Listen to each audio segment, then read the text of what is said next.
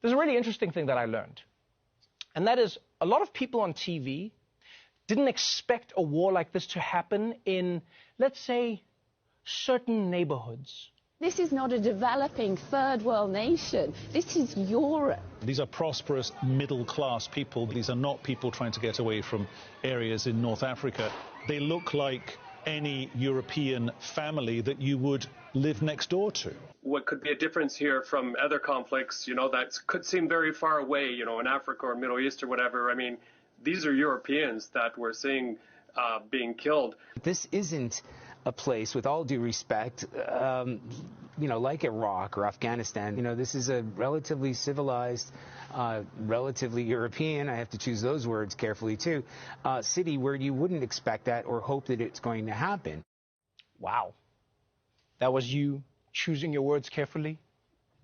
That was the careful version? So what were you going to say if you weren't choosing your words carefully? I just hope the next time this happens, it happens back in the Middle East where it belongs. Like, here's the thing, people. Here's the thing. Beyond the racism, right? Like, let's forget the racism. Oh, how I wish we could forget about the racism. You do realize that until very recently, fighting crazy wars was Europe's thing. That was Europe's entire thing. That's all of European history. They even had something called the 100 Years' War. You understand how long that is? That's like a decade. They got a Nobel Prize because they stopped fighting. Imagine that. Now people are going to be like, oh, to see this in Europe, to see this.